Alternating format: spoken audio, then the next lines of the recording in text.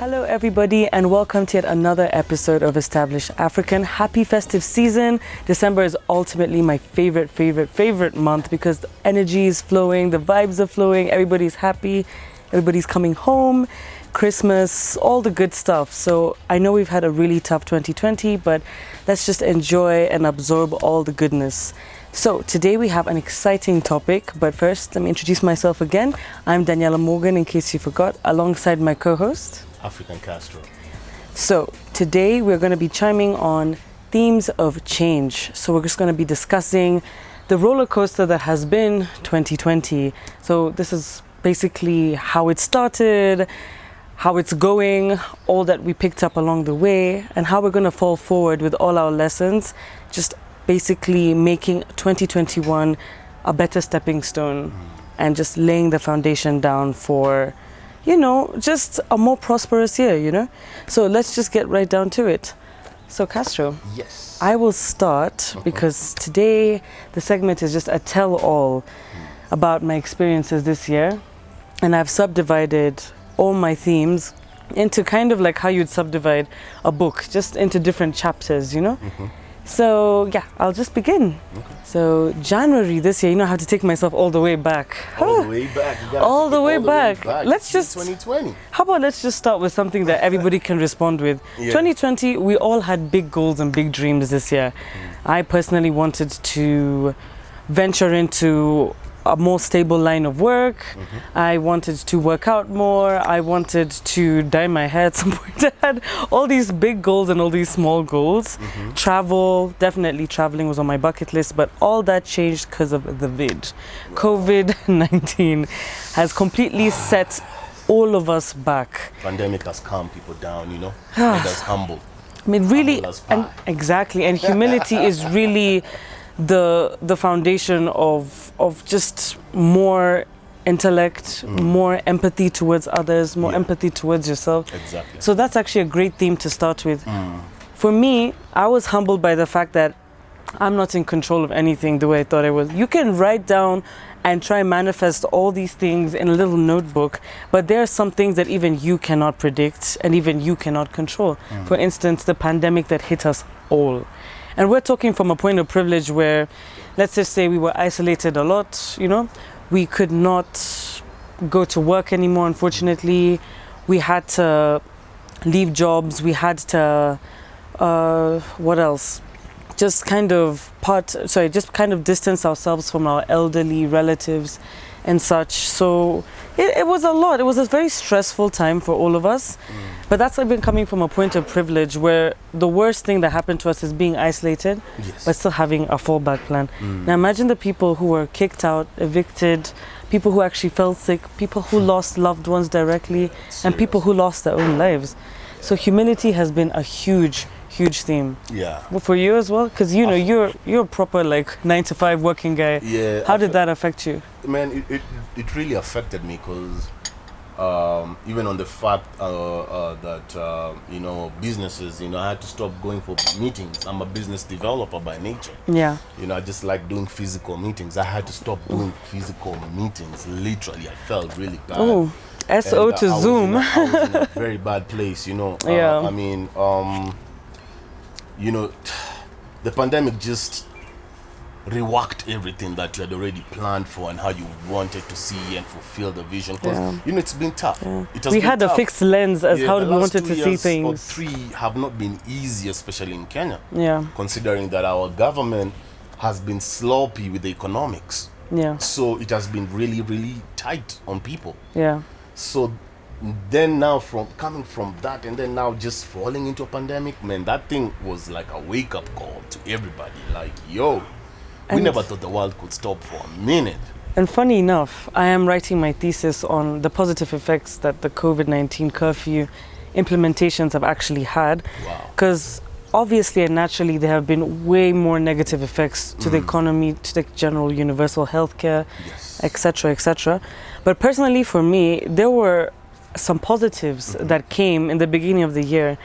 My line of work at the time involved a lot of pressure to interact socially and with social interactions, especially in environments such as restaurants or pubs, naturally you will be more prone to drinking more just to cope with all the social interactions that you have to deal with at the time. So I was feeling so underwhelmed in the beginning of the year because, number one, it was the same environment, so it's starting to be worn out. Secondly, I was starting to starting to dabble in a slight alcoholism. You know, in Kenya, we view it as very passive because it's such a social habit. Yeah. But then in actuality, when I took myself away from it, thanks to the pandemic, I realized, wow, like these problems were really birthed by a lot of this clubbing nature, going out, and a large part of my work as influencing was doing both. So I was actually grateful that I took a step back because I actually ended up isolating myself more and just not having to interact in spaces that I felt were worn out. I also I just didn't really have to dabble and give access to people who I didn't feel like I needed to at the time. I only gave access to people who were deserving of my space, who were reciprocating my energy. I actually had control over that for a change. Wow. And also just to do with like addictions, like I said, like alcohol became just a coping mechanism for a lot of friends of mine directly, for myself, especially with this line of work. So having to distance myself from that addiction, and then actually I wrote something down that made me realize that addictions, especially to something like, let's say, alcohol, isn't the problem. The problem was my response to the problem, which is what brought about my addiction. So you have to look back at there's a dog. You have to look back at where all these rooted issues were coming from, and I realized it was forcing myself in spaces and places and saving face when I didn't have to all the time. So that was great for me personally. Did you have to deal with any sort of addictive problems? Because this is me being very transparent. By the way, Kenya, we really drink a lot. But I will say my mental health thanked me a million times over for actually starting to control and micromanage it. And I'm grateful for the pandemic for helping me take a step back from that. Is there anything that the pandemic helped you further away from that was problematic? I think a lot of physical meetings that don't even have to be physical, that you could just communicate, you know, on telephone. Virtually. It really saved me a lot of fuel money. Oh yeah? No lie. Like I used to just meet people because, you know, just being a business developer, you know, the power of convincing is when you meet somebody physically, not on your paperwork or on a call conversation. You want to see how a human reaction is. You want to see how they are, you know, they're answering back to what you're trying to pitch and propose. Yeah, the covert body signals, exactly. They're feeling energy. We like that. We like physical meetings. So I realized I toned down a lot of physical meetups, and I realized I've saved a lot of time for myself, and I've become more effective to be meeting people whenever it's necessary to meet them. You know what I mean? Effective communication, and if necessary, you can physically be there, but not always. So it saved you a lot of time, it saved you a lot of money, and it's improved your communication skills. It has improved a lot of my communication skills. It has improved, matter of fact, it helped me improve my thought process. I never used to think through things a lot because, you know, life is moving fast. Yeah, and like when you put on the spot physically there and there, you kind of just make it up as you go along or feed off someone's energy. But now you can premeditate. You can premeditate, you can watch things from afar. So it really helped me. It really helped me to help a brother out. For real. Okay. Yeah. One of the things that I also went through this pandemic was now having to improvise work-wise, because like I said, a large part of my work was actually involved being in restaurants and pubs and stuff. So now that was cancelled and curfew was implemented, you obviously have to think on your feet. I had 2 work ventures that actually did not go well. It actually, but the great thing is that, you know, when something doesn't work out, you're closer to finding out what you do want, you know? So with that said, bad business ventures, I feel like that's been a huge theme for a lot of people. I think I started getting better at guessing and predicting what I can prevent, because now when you start to see a certain pattern, Yeah. it can take another shape and form with somebody else. It doesn't necessarily have to be the same person. You're like, this is not going to work. So for me, bad business ventures is when I had to actually humble myself and be a bigger person, especially when somebody else has done me wrong. For instance, I was shooting for a particular skin product. I won't name names because we don't cancel. We don't cancel here in this space. But I will say that I was working for a particular brand. I did the shoot and everything for a heavily discounted rate because it was COVID. So I understood that they were in a fix. I was also in a fix. Help me help you. Oh, Yeah. So initially we got paid. And it wasn't the promised amount at first, but that's the thing with verbal agreements. Yeah. So that was my first mistake, and I knew better, but I hadn't done modeling in a while. But I was like, it's okay. This person seems like good energy. They're good people. But oral contract is considered very vital in the courts as well. Oh yeah? Yeah, like you can. But it can be a he said, she said. They could look back and see okay, where did the instance, or was there a point of communication that led to this kind of agreement? Yes. They could just observe the nature of how the business was conducted, and they can tell if it's real from one side and it's fake from one side. They could tell. They can always and tell. The great thing is that I may not have taken an active measures in putting it on a legal contract, but there was an agreement via Instagram DMs, which was, like you said, just as valid. So I was like, yes, I do have this. This was the promised agreement. Yeah. Because we had set to do other back-to-back shoots, and that was constant cash flow. And I was excited. I was pumped. And these were young individuals, about maybe 22, 23. And I was like, yes, let's support the local businesses. It's organic, it's green, it's vegan, it's relevant, and it's a product I would definitely want to be a part of. Yeah. So with that said, that happened, and then the shoots were never consistent again. There was a lot of miscommunication. There was no direct information given about why the shoots weren't happening. Feedback was very, very limited, only unless people were giving compliments to products via the model group or posting photos, but anything that was directly asking, when are we going to get paid next? When is the shoot? Nothing. So that's already red flag number one. People who are digressing from the actual issue. Because you can be gaslighted by work peers as well. Narcissism is not just limited to partnerships, by the way. It can be from siblings, parents, friendships, I'm sure you understand. Man, speak about it. I'm used to it, man. Yeah. So, okay, the short version of this is they had cancelled so many shoots to the point the boss said, I'm going to give you an inconvenience fee. I was like, okay, great. That seems like a fair thing. They didn't do it. So I confronted them. I was like, I'm an understanding person, and I understand that maybe, your budget is limited and stuff like that, but I would appreciate feedback. Communication is so key. Even if it's not what I want to hear, the fact that you're giving it to me means that we're on the same wavelength. True. She just went, ham on me. She's like, you're unprofessional. You actually came late for the shoot. I only came late for the shoot because I didn't know where it was in Parklands. I'm not familiar. So I came about maybe 20 to 30 minutes, but I did everything I was supposed to. Then I was going all the way back to Karen. Curfew is 7. Wow. So I was like, I did my part, and you're still going to use my pictures. I signed the NDA, I signed everything. Yeah. So she's like, why would I rob you $20? Because that was the inconvenience fee. I was like, I don't think you robbed me $20, but you certainly haven't given it to me either. So I'm not sure where this is. I'm not sure what kind of standoff this is. It's like, are you going to give it, or is it because you just don't have it and you don't want to look away? 2 months later, there was a scandal, and one of her partners kind of screwed her over, and then she had to completely put that business on pause. From what I could see, I'm not too sure, but there was something like that, and she had to prove that she wasn't a con woman and stuff like that. And I was like, you see, that's the thing, like the truth kind of always circles back. Yeah.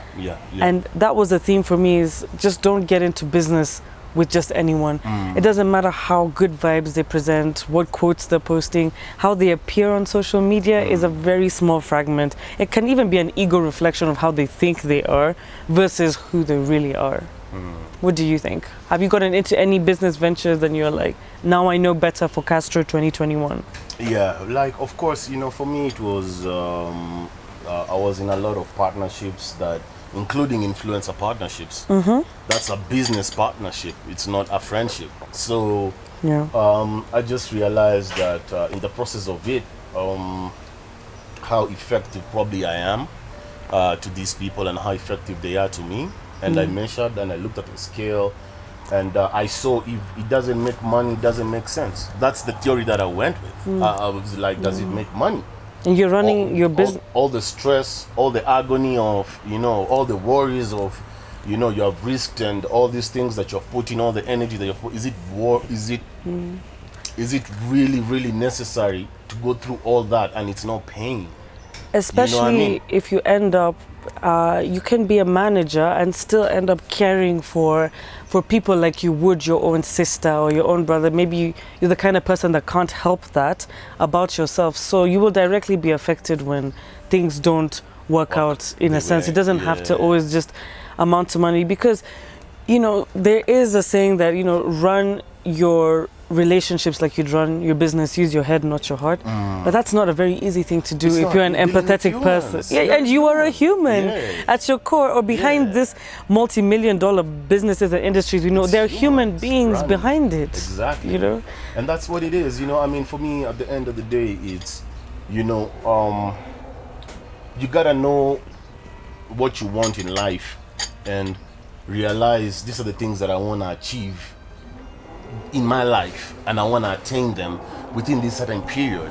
And if anybody comes within the process of the way, they gotta get out, because at the end of the day, you have to love yourself first before you love anybody. And that I learned from handling a lot of influence. It took me time to love. You set the precedence of how you will be treated. I used to set, as a manager, you set somebody's future goals before yours. You're quite literally putting them before yourself. Before your dreams. You like, before I did this, Established African, before we did this, I had to literally put everything before my previous influencer. That was a huge part of your line of work. She gets everything. Because if she looks good, you look good. I look good. It complements the work. Yeah. So it's a sacrifice. But the question is that sacrifice really worth it? Is that sacrifice really worth it? You're not achieving your dreams. You're halting your dreams for somebody else. And let's say they don't want it like you want it. So it's a domino effect of, now if they don't want it and they digress, everything's messed up for you as well. Everything is messed up. It's a waste of time. If they don't want it like you want it, it's a waste of time. There's no business. Yeah. It's one way. Yeah. It's like, now I have to work with your emotions to see if I can make money. And that's the thing about emotions, if you can barely control other people's emotions. So if they don't have a handle on it, you don't stand a chance in reasoning if they cannot reason with themselves. Which is where, like, my next theme comes from, is self-awareness. Self-awareness is so important. I had one of the best years of my life earlier this year, up until my birthday, when the shift started to change and challenge me. But this year, the beginning of this year, I thought passing 25 was going to be super scary, but it was actually very, very groundless and effortless. I felt like I definitely knew who I was, what I wanted to be. I was manifesting that. It was super great. I really knew how to handle challenges, and they changed me for the better.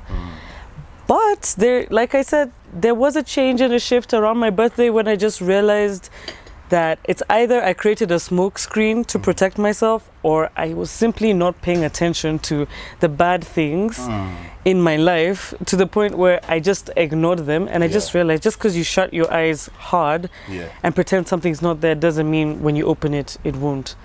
It's just going to disappear. So one of my toxic traits was being dissociative. Then I realized I'm doing no favors for myself if I keep ignoring problems that are just going to find me there and keep piling up, probably even be bigger. So I was self-aware to the point where I knew clearly I had the formula. It took, after a difficult year in 2019, to change my life and to shift it and to have people I wanted to have in my life. And I was just really liking who I was. But that doesn't mean that the struggles are going to stop. Life is a never-ending journey of challenges, and it's always going to force you to leave old versions of yourself to birth new ones. Exactly. And that's what we were even speaking about on the way here when I told you about how I had a friend who blocked me because we had a disagreement, a very severe disagreement, but it was one of the disagreements where you're at peace with cutting someone off. No drama, no back-to-back, no backlash. It was just a clean cut because you knew that even if you still love the person, there's no way you can both move forward together. You just move forward apart. You fall forward apart. So with that said, I read the caption. I started stalking her because I saw a picture of her. I was like, oh, she's back. Okay. And you know, for me, it's like the drama that I had left it in, like people will live in your past more than you will. I am not the same version that I've been when we fought to now. I've made peace with certain aspects. So I remember the caption reading, you know, people will be fake and post 60 seconds and not mean them. Her name starts with D. And I was like, wow. Like that was like crazy, that's like the old version of me would have been like, I'm gonna clap back. Like, oh, this one there would have been 1,000 Insta stories right now. You already remember. I know. I used to be a hot mess. I couldn't act right on social media. I couldn't act right. But afterwards, I just took a deep breath and I was like, you know what? She hasn't interacted with me in a long time. I could sit here and blame her for not knowing the version that I've become, or I could actually reason it out in my head. She left me in a particular, I left a particular image of myself in her head. And she has not gone past that because of probably all the misinformation that's around her about who I am. But what I won't accept for both myself, even when my self-talk had to be positive, because like, despite you not always living up to the posts that you might post about, you're always trying to be that person. You're a work in progress, and it beats the person who is slandering you on a caption versus the person who's actually trying to be more positive on their posts and live a positive life. Because my existence, my growth cannot be determined by one fallout with somebody. You know what I mean? It cannot be determined by that. Like, my growth is not tied to your perception of me. True. You know? I don't know if you've had any difficulties with any friendships of late, because I fell out with a few people, but it wasn't those normal fallouts. It was those disagreements that, you know, maybe it's right, just not right now. We all need to grow a bit. One thing that I learned about friendship is it's never a friendship if both sides are not benefiting from the friendship in itself. If it's one way, whereby I have to be your friend because I have to be associated by you because of your glow, or because of your, you know, just the fact that you have money, or because of the fact that you have opportunities. Materialistic. It's fake. You know, real friends, you know, they look out for one another in trying times and in good times. Like, you get to know your friend very nicely when times are really tough. This year has really taught people a lot of things, like a lot of couples, relationships even, you know, have fallen off just because of domestic violence rates have even just because of somebody just because of isolation. Everything needs to be them. It has become a year whereby it has really shown people who they are, what they are. Especially when living together in the same space. That's the best way to learn who someone is. You know. That's why you recommend you to live with someone before actually marrying them. And you know, for me, I've learned a lot. Like, okay, on friendship, basically, I've fallen out in business partnerships a lot. Most of my they have conditioned my life is I'll be your friend if you're working together, but I can't be your friend if we're not having something in common between us. And most importantly, if you're working on yourself as well. You gotta work on yourself as I work on myself. It can't be a scenario. We gotta work on ourselves before we work together. Exactly. It can't be a scenario whereby I'm only your friend because, you know, I motivate you or I tell you things that you want to hear. It's fake. It's all fake. It doesn't make sense, and you know? Even one of the themes this year I had to unlearn, ironically, just aligning into what you're saying, is let us start tarnishing the idea of unconditional love. And this is what I mean by that. Your love should have conditions. You know, like, people should respect you when you respect them. To occupy my space, you have to be a creature of reciprocity. If I'm respecting you, respect me. If I love you, love me back. If I'm putting effort, meet me halfway. The idea of unconditional love can really make people stay in situations they're not supposed to be in. And it's just a reflection of how you fear abandonment so much that you will abandon parts of yourself just to stay around people who you feel need to validate you, or you feel like you need to prove something to, but in actuality just aren't on the same wavelength as you. You know what I mean? Yeah. So another theme for me, and I love this one, I highly recommend Red Table Talk with Jada Pinkett Smith. She has been a great theme this year. I wish, not even I wish, I will. Yeah. I've been entangled in the Red Table Talk, and I have been loving it. I have been absolutely loving it. She is an inspiration. You see, I've even just lit up. She is brilliant. She's well spoken, and most importantly, she does the work. Jada does the work, because despite the entanglement fiasco, her and Will Smith handled that like a boss. Like, talk about, like, you're a manager. Talk about, that was one of the most well done PR. Yeah. Like, for me, damage control that was like one aspects, of the best PR elements. But you see, from a strategic point of view, is okay. From an outlook of a professional, it was well put. If you look at it as a professional PR, absolutely. But if you look at them, it's not like they don't have chemistry between themselves. Yeah. You know what I mean? They have this kind of chemistry that when they even did the table talk, it was natural. It was just natural. It's like their brands forced, because like they always look forced whenever people do things. Those are two individuals that did the work, and it became their work. That's why their brands just complemented each other and flowed together, and they could actually talk so openly and transparently about an issue that had been affecting their marriage for so long. And mainstream media thought, I'm gonna bring these guys down, but that's not what happened, you know. And with that said, Will Smith said something the other day that really resonated with me when it came to solving issues that you don't understand with your partner. And I just realized this is kind of the theme I'm going to use when I just can't fathom what somebody is saying, or when I just don't understand it and I'm just hitting a head bump, because it's like, I don't get it. That's not what I would do. Why are you doing that? You're crazy, you know? So he used this element. It's called the LUV. It's how you spell love, but in reverse, like LUV. So it's a listen to what the person is saying. We need to actively listen and not passively hear people. We need to actually, despite how difficult it might be, that's the only way you're going to solve it. Because if you keep passively listening to someone, you're going to miss it, and then you're going to keep coming back. Keep coming back. That's true. So listen to what the person is saying. Understand. Understand them. Understand that this is their time, this is their space to talk.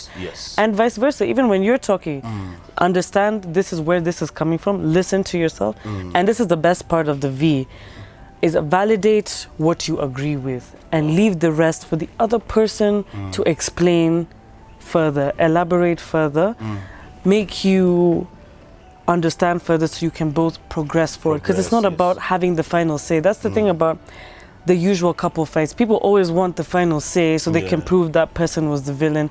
I was not the villain. And you just realize that's not the way it actually works. In all aspects of life that are tied together irrevocably, you're going to actually have to listen to things you don't want to. In order for people to receive feedback from you that they don't want to. It's all an exchange. So validate, even like with advice are like a pair of shoes. Find the one that fits and leave the rest for somebody else. So that was a great theme for me, in order to just start and stop. Start understanding and stop butting heads with things I don't understand. Have you found a formula for yourself that works when you deal with difficult things or difficult people? Let's say me and you have an argument right now. What's the formula you use that normally works with people when you have disagreements? I know people vary, but what's the one that stands out for you the most? The one that stands out is knowing what to say at the right time. Because you see, the thing is, powerful.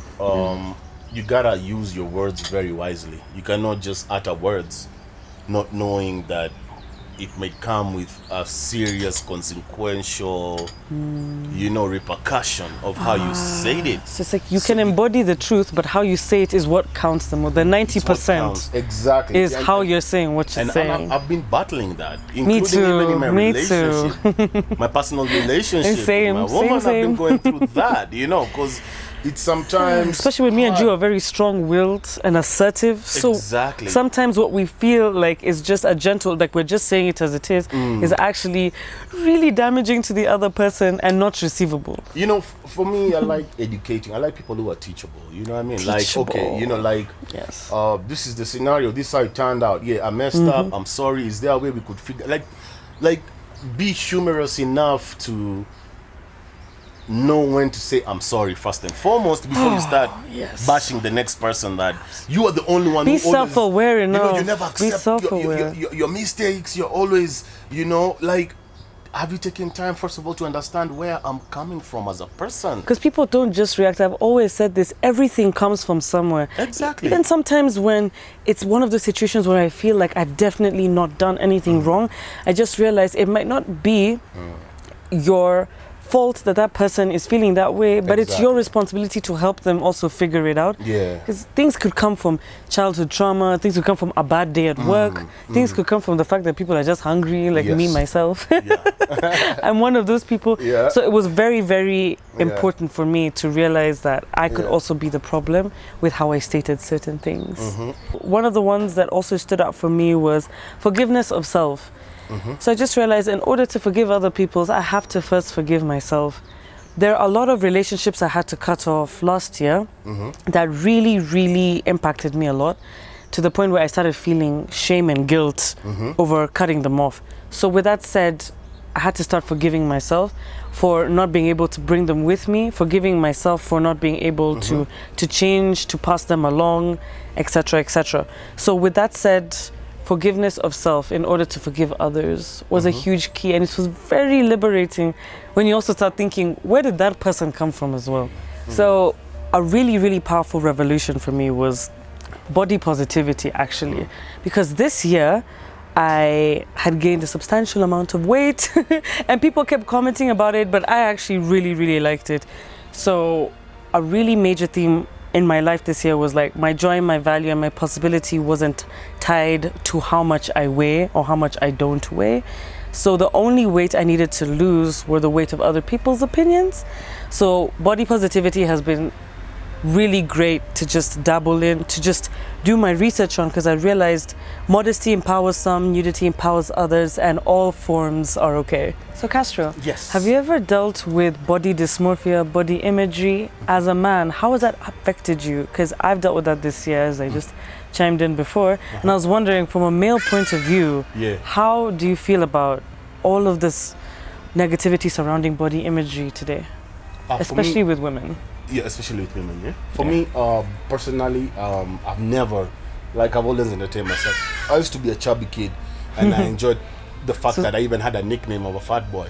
Ah, okay. I embraced So it. you armored it. Like me, I embraced You embraced all my, what was perceived as a flaw. Even when I got skinny, I still appreciated the fact that I was called a skinny boy. And I still embraced You all embraced processes. all the versions of you. Yeah. Because your body does fluctuate. It doesn't always stay the same, guys. You know. So I think for females, I think it's a little bit more sex sensitive because of the fact that, you know, the emotional self-esteem part plays a major role on a woman.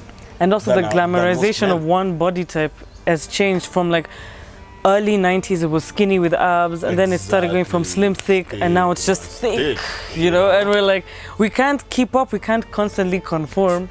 So for, like, women, it's so much difficult because mainstream media tells you, you don't look good, this is not how it works, no, too much makeup, not enough, too big, too small. We can never really win with it, but I love the fact that you've always been so comfortable in yourself, and even with your partners of choice. We discussed this earlier. You don't mind if a girl is petite, you don't mind if she's plus size. It doesn't matter, because at the end of the day, all I tell people is it doesn't matter what's on the physical element. That's what matters is intrinsic you, like what's inside you. And if you can make what inside you, because if you can make what inside you shine to outweigh how people look at you, man, I think that's the greatest thing ever. Because there are people who consider themselves not even plus size, not even skinny, but they just consider themselves ugly. And I keep telling people, don't consider yourself ugly. There's nobody ugly in this world. There's nobody. It's all about perception and what we have consumed for so many years and perceived beauty. But I love the fact that you said that. It's super great to know that there is a male friend and colleague of mine who actually doesn't bring down women for gaining weight or not gaining weight, for being skinny, man, for not being fun. skinny. Matter of fact, this festive season, get chubby as Get well. chubby or Eat don't, the or yamaz don't. you know? Yeah, but it's very comforting to know that now the narratives are changing and people are just embracing it more, embracing themselves and their perceived flaws. You know, because body dysmorphia, you end up really isolating one flaw and like really hyper focusing on it so much to the point it starts to affect your emotional and mental health. It starts to go at a decline. Exactly. Yeah, so I'm glad that I also overcame that this year. And I did it very, very effortlessly because of the support system I had. You know, it's great to have a partner who also does love your body and love the core of who you are as well. That's been great. Wow. Yeah, so I think I have 2 more themes left and then we can wrap this up. Yeah. So also another thing about the forgiveness aspect, is just the fact that mistakes are just a natural part of living. It's what you do next. So I think that extending empathy towards yourself is really, really important. That's something that I've learned that I do for others, but I'm not doing for myself.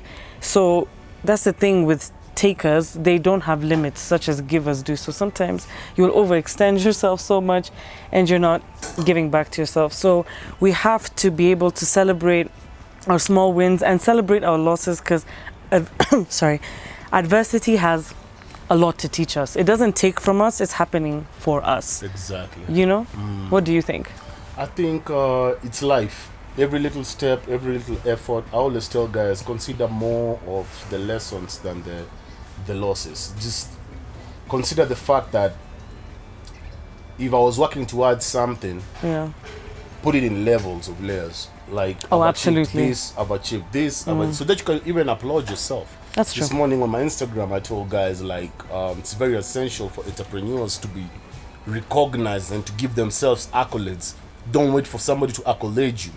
Give yourself the acknowledgement because of the fact that you're enhancing and growing the economy in itself, and you're doing it while simultaneously enhancing and growing yourself. Exactly. So it's that a just business. Nobody earns money, so it's just a matter of you accepting growth in life in whatever you do. It doesn't have to be business. Even it could be like the fact that you decided I'll take a step to accept the fact that I will lose weight once it comes 2021. And there's a past version of yourself right now that's cheering for you, that's very proud of how far you've come. Because I remember one of the philosophers I read about once said in a very cheesy but very fitting way, they're like, a step forward and a step backwards is not a disaster, it's the cha-cha. It's like the dance of life. So 1 step forward, 5 steps backwards, 10 steps forward, 2 steps backwards. That's the thing about life. It's not predictable. You just have to harmoniously go with the flow, you know? Yeah.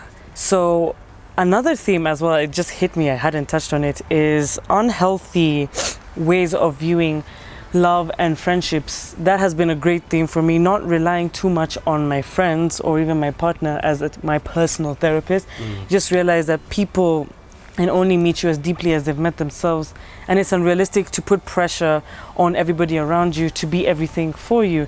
Like, for instance, unhealthy love would be 2 people wanting each other to solve each other's problems, as opposed to 2 people recognizing that they both have different issues, but they need support in figuring out what those issues are.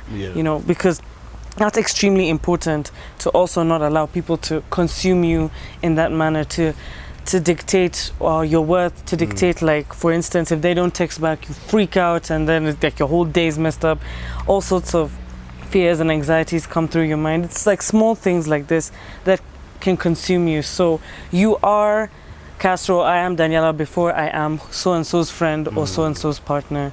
Putting yourself first is actually how you end up having some of the best friendships and interactions, and not in like a selfish way, in a manner where you're complementing each other without consuming each other. What do you think?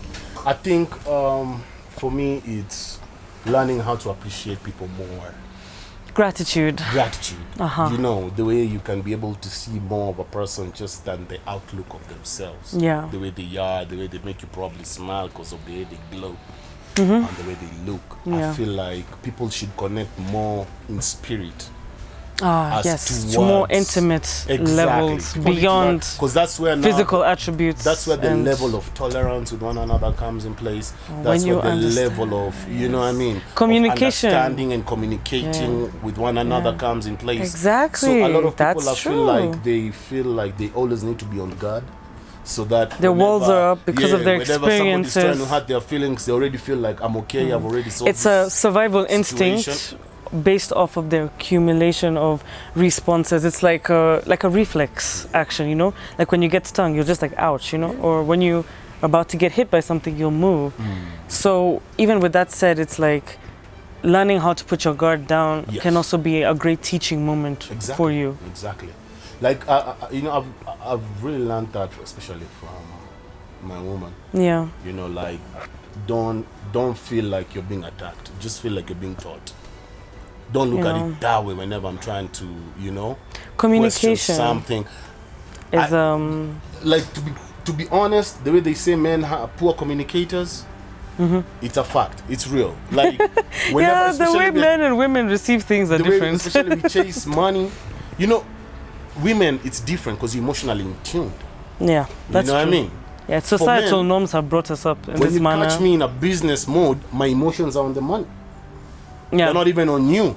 Yeah, so if I promise for us we have to be on a date by 7 and I show up at 7:30, I expect of course you'll be mad at me. And it's the idea of broken masculinity that people expect men to not use their emotions enough and women to have too much of them. Exactly. And even on the aspect of unhealthy relationships, communication without comprehension is just noise. Meaning you can speak a message, you can say it, you can yell it, but if there's no comprehension from the other end, it's like using a phone, trying to talk to somebody else, but the signal is still off. Yeah. It doesn't matter how much you shout, it's still off. So you need to be in tune with yourself. So one of the last themes that I learned now is less performative growth and healing and more actual healing. So what this basically means is I realize a lot of us turn to social media for a lot of validation, gratification, to chime in on what's on our minds, how far we've grown, what we're doing. Then I just realized I had an epiphany this year, like I get the people that wake up at 6 in the morning. I get the people that enjoy reading in cafes alone, the people that enjoy painting art to themselves, cafe dates without having to take pictures of what they're eating. It's like it's less performative and it's you actually living your life. Yeah. And there is so much power in doing that, you know. So with that said, it's the magic is in the moments and you need to enjoy and embrace all the simple ones. That's where I'm at right now. That's the chapter of my life, you know. Magic lives in the moment. That's the chapter I'm in right now. Do you have resolutions for 2021? My resolution for 2021, yes, I do actually. Joyce Meyer once said, challenge it and it will change. So I want to challenge myself to be uncomfortable with the pain of changing rather than stay comfortable and familiar with the pain of staying the same. So I want to push myself to grow in all aspects, and I want to make sure that I stick to it because I know I'm going to reap the rewards that I want, and most importantly, the rewards that I need. That's deep. And we're going to chime into more deep stuff for part 2 of Castro's lowdown of his 2021. So don't go anywhere. Happy holidays, guys, and see you shortly.